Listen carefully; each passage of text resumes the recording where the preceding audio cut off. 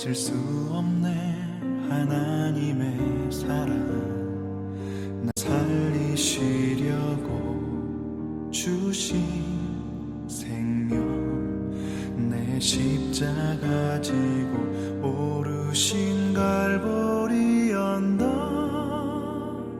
날 향한 사랑 때문에 나는 보았네. 피 묻은 십자가, 날 구하시려고 흘린 사랑, 나를 바라보시며 흘리신 용서의 눈물, 날 향한 사랑 때문에,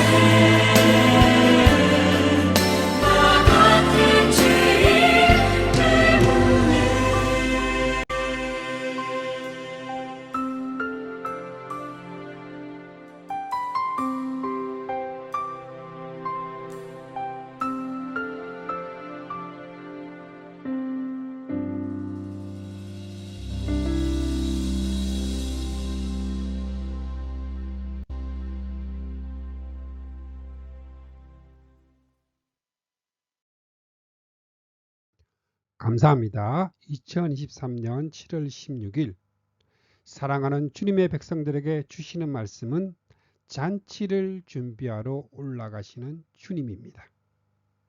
성경 말씀은 누가복음 14장 25절에서 27절 말씀입니다. 수많은 무리가 함께 갈새 예수께서 돌이키사 이르시되 무릇 내게 오는 자가 부모와 처자와 형제와 자매와 더욱이 자기 목숨까지 미워하지 아니하며 능히 내 제자가 되지 못하리라. 누구든지 자기 십자가를 지고 나를 따르지 않는 자도 능히 내 제자가 되지 못하리라. 아멘. 누가복음 14장 25절에서 27절 말씀입니다.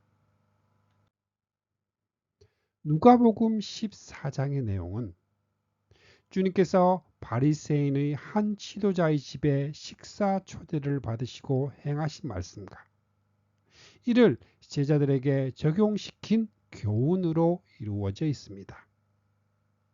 14장에서 주목해야 할 점은 이 말씀을 하신 배경은 떡을 잡수시는 자리요.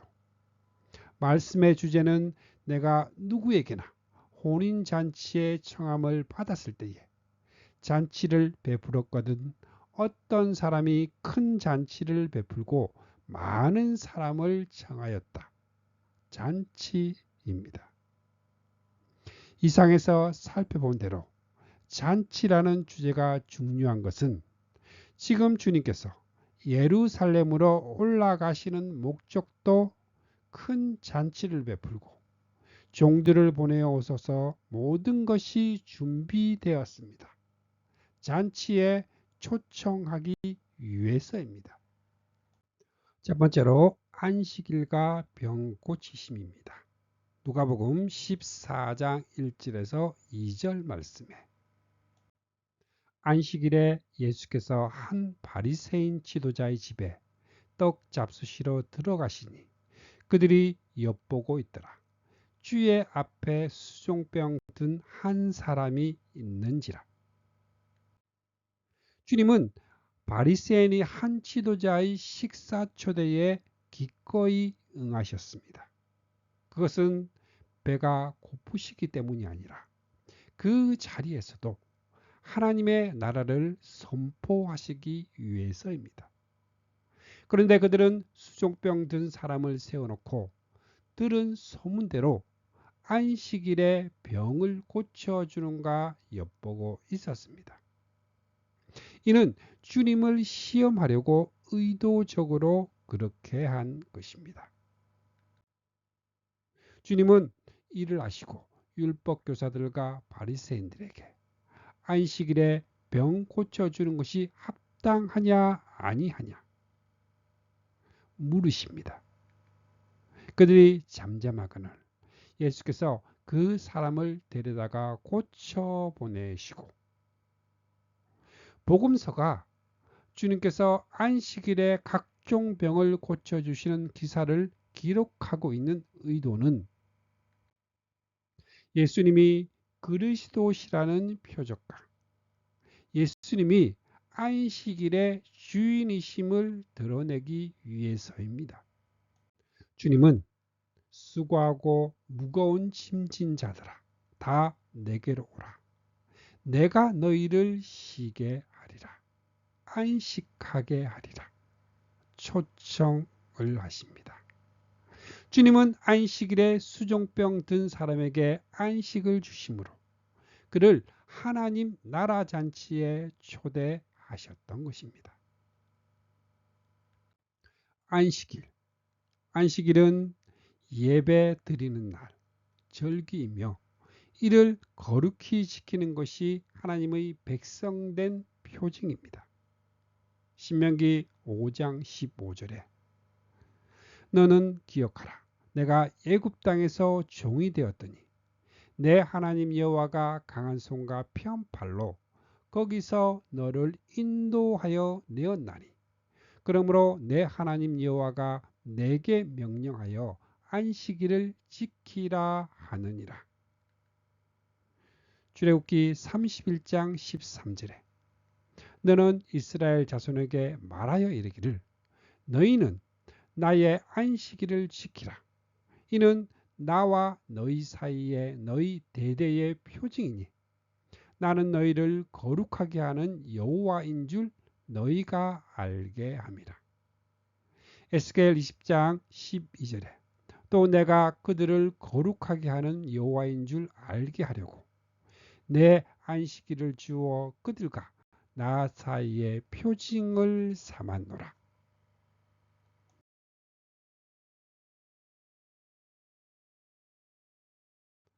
두 번째로 갚을 것이 없는 자를 초대하라. 누가복음 14장 7절 말씀에 청함을 받은 사람들이 높은 자리 택함을 보시고 그들에게 비유로 말씀하여 이르시되 병을 고쳐주신 후에 잔치는 시작이 되었습니다. 그런데 청함을 받은 사람들이 높은 자리를 차지하기 위해서 눈치 싸움을 벌이고 있습니다. 외식하는 당시의 지도자들은 주님께서 지적하신 대로 그들은 무슨 일이든지 남에게 보이기 위해서 살아갑니다. 그들은 기도할 때 이마나 팔에 성구함을 크게 만들어 달고 옷단에는 기다란 술을 달고 다니며 거룩하게 꾸밉니다. 그리고 잔치에 가면 윗자리에만 앉으려 하고 회당에서는 높은 자리만을 찾습니다. 길에 나서면 거드름을 피우며 인사받기를 좋아하고 사람들이 랍비라고 불리기를 좋아합니다. 주님은 먼저 초대받은 자들을 향해서 혼인잔치의 청함을 받았을 때에 높은 자리에 앉지 말라 하십니다. 왜냐하면 너와 그를 청한 자가 와서 너더러 이 사람에게 자리를 내주라 하리니 그때에 내가 부끄러워 끝자리로 가게 되리라. 그러므로 청함을 받았을 때에 차라리 가서 끝자리에 앉으라. 그러면 너를 청한 자가 와서 너더러 버치어 올라 앉으라 하리니 그때야 함께 앉은 모든 사람 앞에서 영광이 있으리라. 이렇게 말씀하시면 식탁 예절을 교훈하기 위함이 아니라 하나님의 나라 잔치에 이러한 일이 있게 된다는 경고적인 교훈입니다.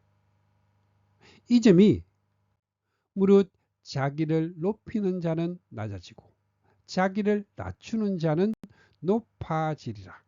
결론적인 말씀에 나타납니다. 그런데 당시 종교 지도자들은 그때에 너희가 말하기를 우리는 주인님 앞에서 먹고 마셨으며 주인님은 우리를 길거리에서 가르치셨습니다. 하리라 지적하심과 같이 하나님 나라에 당연히 참여하게 되고 그것도 높은 자리에 앉게 된다는 망상에 빠져 있었던 것입니다. 다음으로 초대를 한 사람을 향해서 내가 점심이나 저녁이나 베풀거든 버치나 형제나 친척이나 부한 이웃을 청하지 말라. 두렵건대 그 사람들이 너를 도로 청하여 내게 가품이 될까 하노라.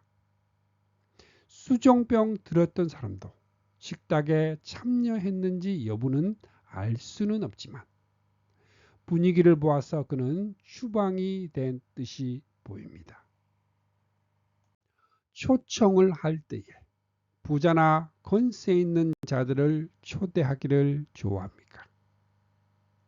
자신의 지위를 가시하고 높이기 위해서입니다.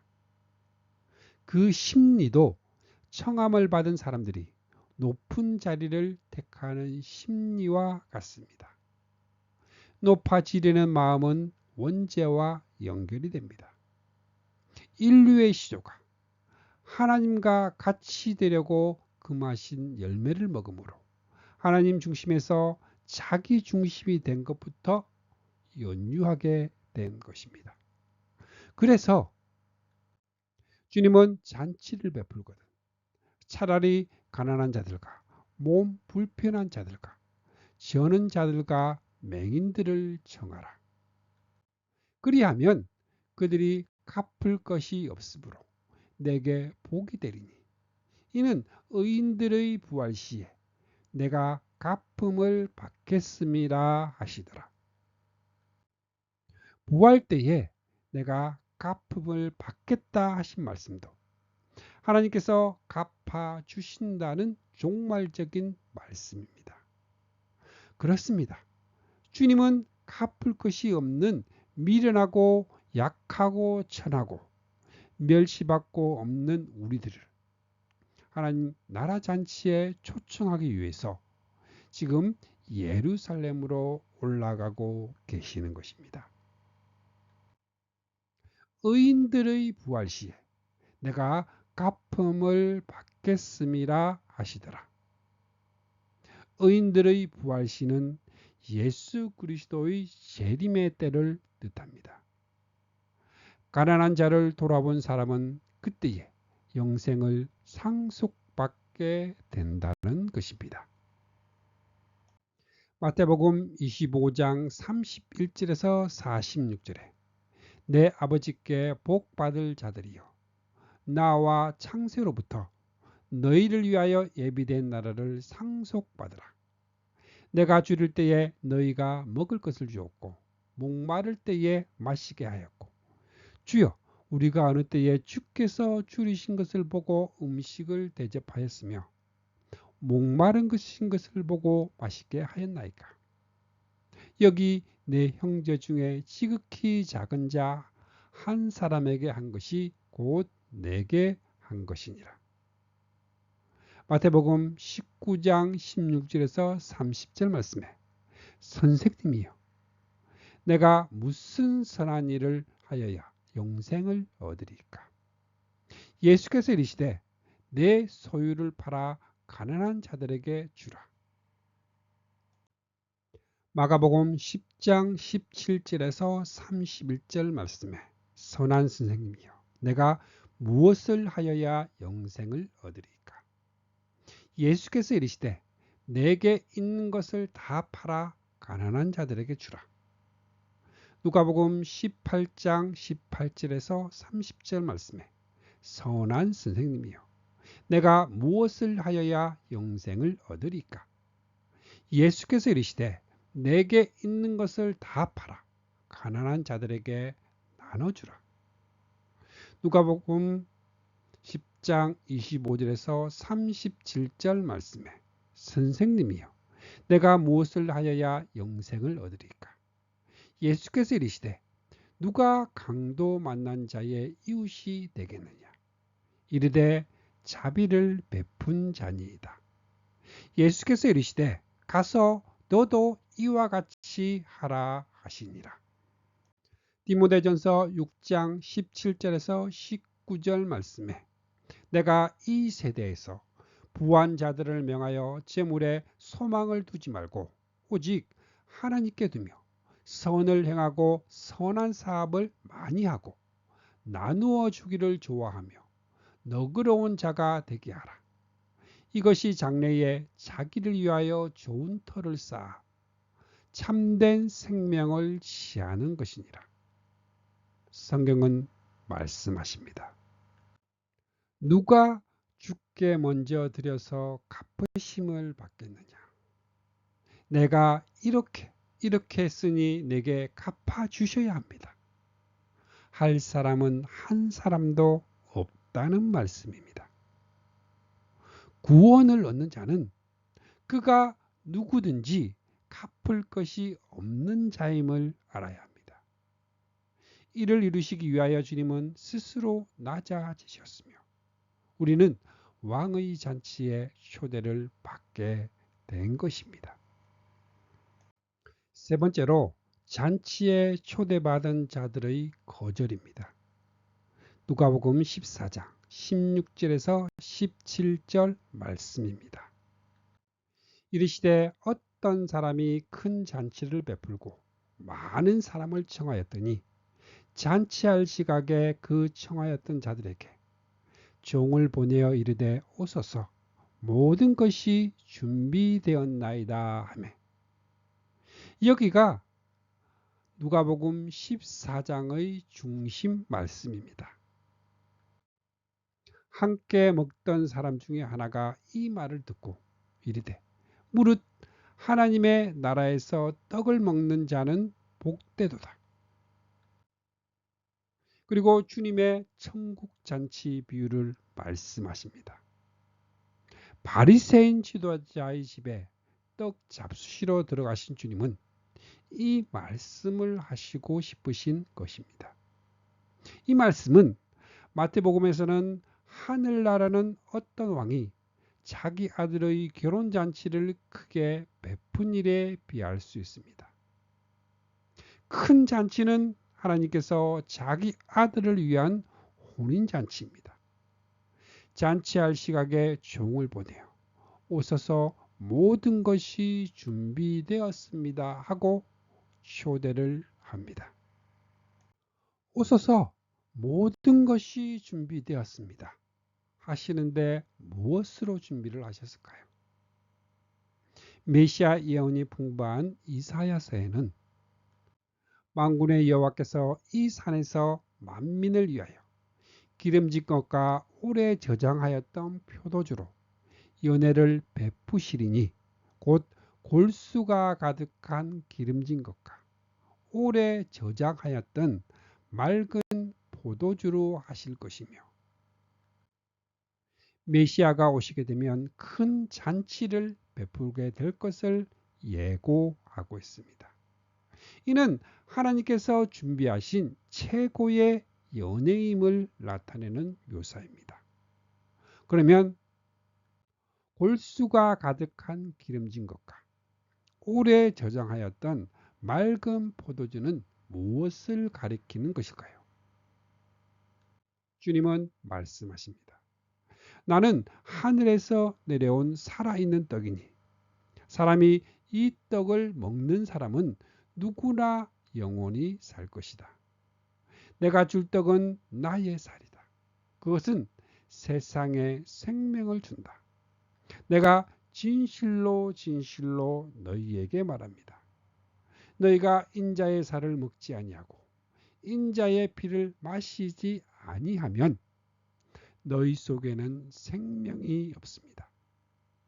내 살을 먹고 내 피를 마시는 사람은 영원한 생명을 가지고 있고 마지막 날에 내가 그를 다시 살릴 것입니다. 내 살은 참 양식이요 내 피는 참 음료입니다. 주님은 이 잔치를 베풀기 위해서 지금 예루살렘으로 올라가고 계시는 중 것입니다. 그러나 초대를 받은 자들의 반응은 모두 다 사양합니다.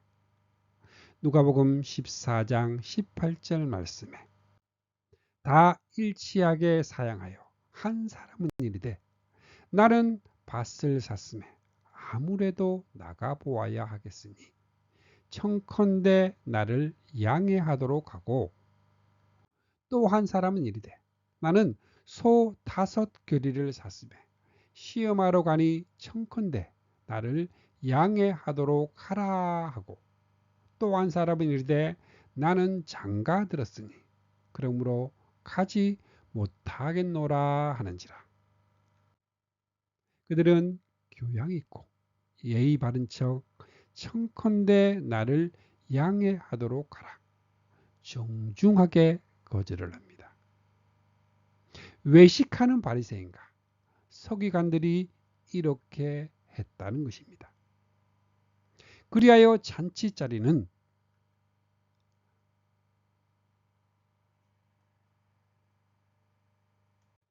가난한 자들과 몸 불편한 자들과 맹인들과 저는 자들을 데려오라.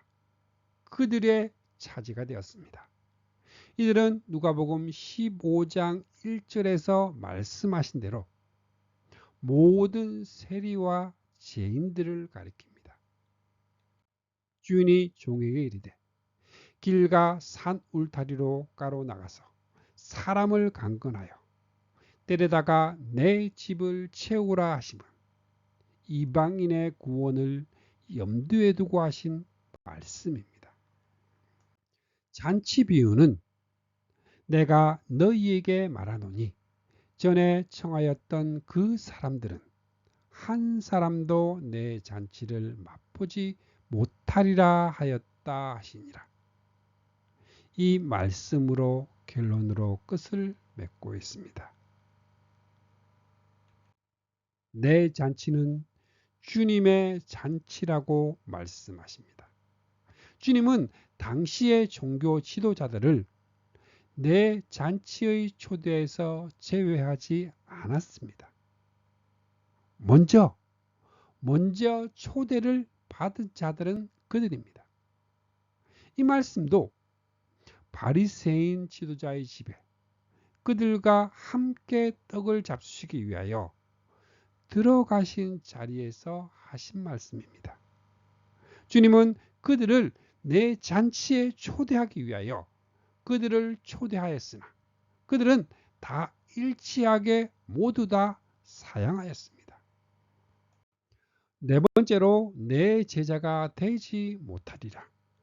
누가복음 14장 25절에서 27절 말씀에 수많은 무리가 함께 갈새 예수께서 돌이키사 이르시되 무릇 내게 오는 자가 자기 부모와 처자와 형제와 자매와 더욱이 자기 목숨까지 미워하지 아니하면 능히 내 제자가 되지 못하고 누구든지 자기 십자가를 지고 나를 따르지 않는 자도 능히 내 제자가 되지 못하리라.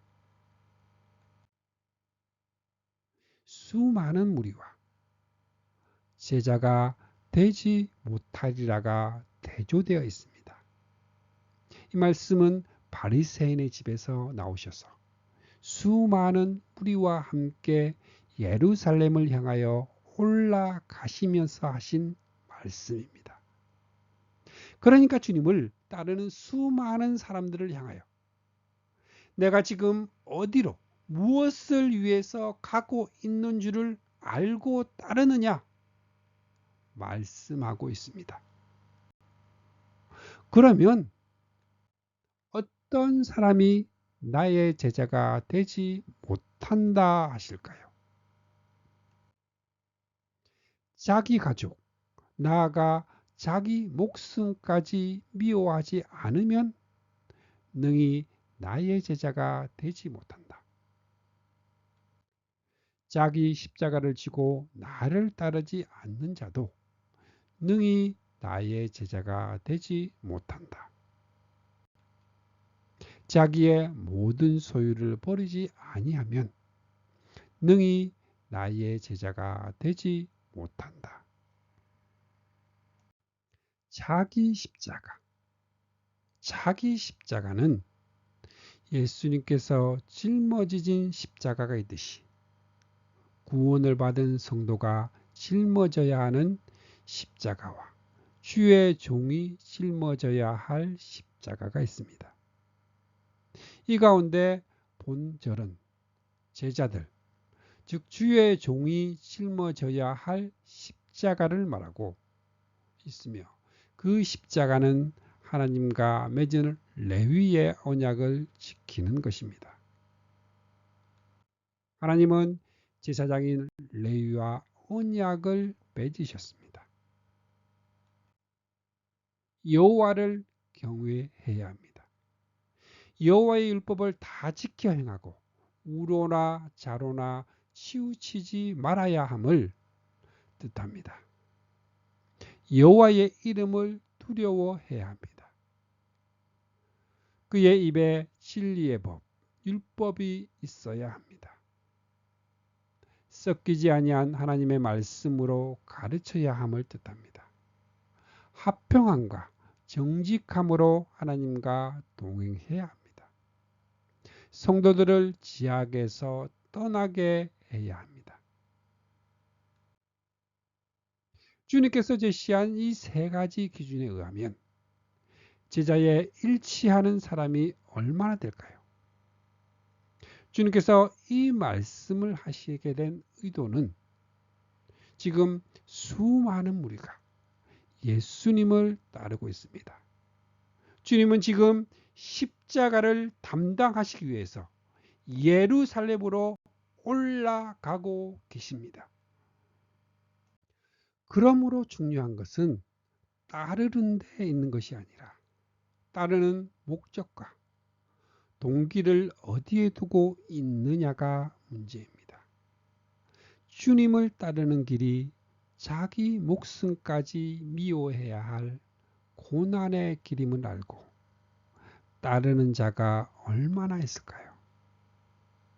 주님을 따르는 자신의 동기가 어디에 있는지 검토해 보시기 바랍니다. 너희 중에 누가 망대를 세우고자 할진대 자기의 가진 것이 준공하기까지에 족할는지 먼지 앉아 그 비용을 계산하지 아니하겠느냐.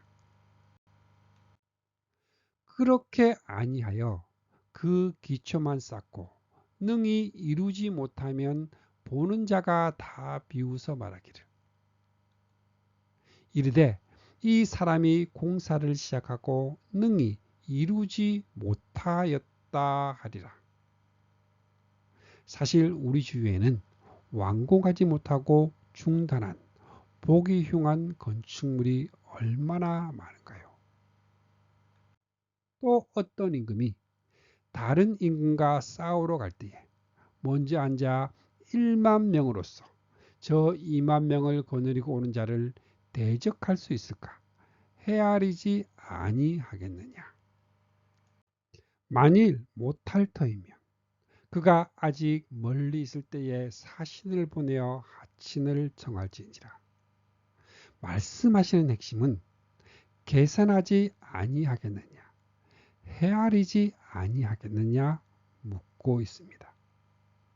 주님은 마치 많은 무리가 따르는 것을 원하지 않으셔서 쫓아버리기 위해서 이렇게 말씀하시는 것처럼 여겨집니다. 이제 주님의 물으심에 수많은 무리가 그리고 오늘의 목회자가 교회가 대답해야 할 차례입니다. 내가 주님을 따르는 동기가 무엇인가? 그 목적을 어디에 두고 있는가? 나는 과연 자기 십자가를 지고 주님을 따를 준비가 되어 있는가? 나는 그의 나라를 위하여 모든 소유를 희생할 각오가 되어 있는가? 이 말씀은 우리를 숙연하게 합니다. 자신을 헤아려 보게 합니다. 나아가 사탕발림하듯이 좋은 말만 해서 이끌고자 하는 오늘의 전도 방법을 재검토하게 합니다. 참된 제자가 되려면 부모와 처자와 형제와 자매와 자기 목숨까지 미워해야 합니다. 누가복음 14장 26절 말씀에 자기 부모와 처자와 형제와 자매와 더욱이 자기 목숨까지 미워하지 아니하면 능히 내 제자가 되지 못하고 자기 십자가를 져야 합니다. 누가복음 14장 27절 말씀에 누구든지 자기 십자가를 지고 나를 따르지 않는 자도 능히 내 제자가 되지 못하리라. 여기에서 자기 십자가는 말라기 2장 5절에서 레위와 세운 언약을 말합니다. 자기 소유, 곧 자기 생각을 버려야 합니다. 누가복음 14장 28절에서 33절까지 내용입니다.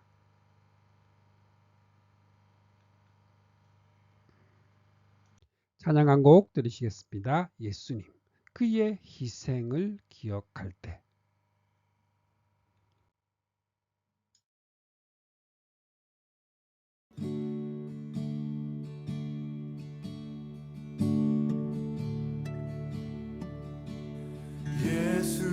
예수님 그의 희생 기억할 때 자기 몸 버려 죽으신 주 나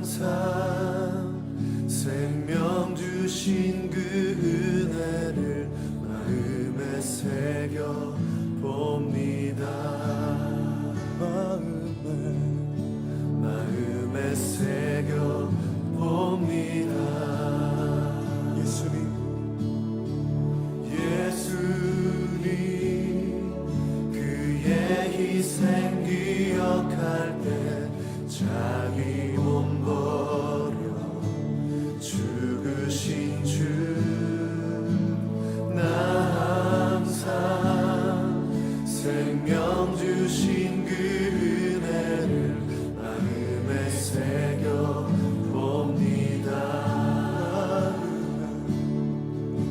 마음에 새겨 봅니다.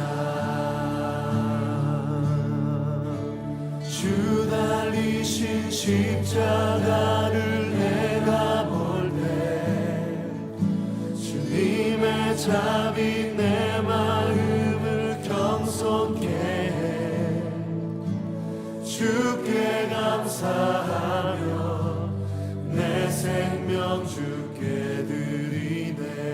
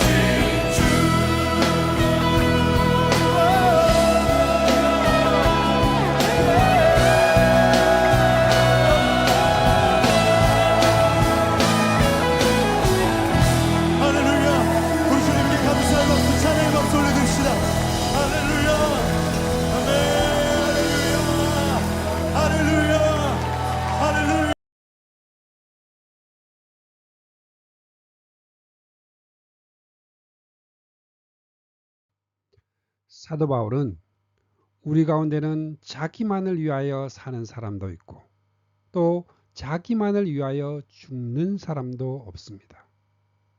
우리는 살아도 주님을 위하여 살고 죽어도 주님을 위하여 죽습니다. 그러므로 우리는 살든지 죽든지 주님의 것이라고 말씀합니다.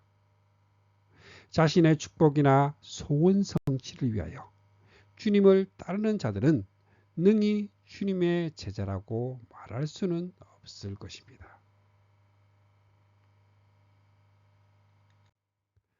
만일 교회가 이러한 사람들로 가득 차 있다면 그들의 공동체는 소금이 좋은 것이나 소금도 만일 그 맛을 잃으면 무엇으로 짜게 하리요?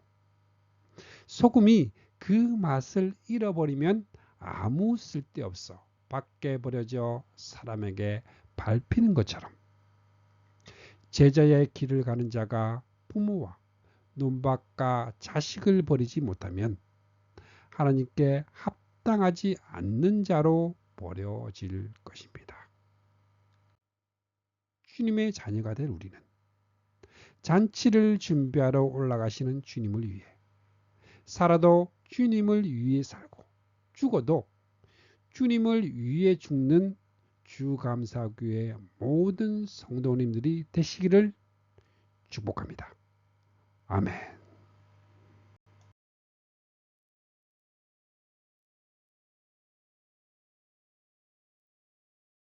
축복합니다. 지금은 우리를 구원해 주신 주 예수 그리스도의 은혜와 하나님 아버지의 거룩하신 사랑과 날마다 우리를 승리하게 하시는 성령님의 역사가 오늘 함께한 주님의 백성들에게 영원토록 함께 있기를 주님의 이름으로 축복합니다. 아멘. 주님의 사랑을 느끼며 사는 주감사교회 성도, 주님과 기쁨의 삶을 사는 주님의 자녀들이 되시기를 바랍니다.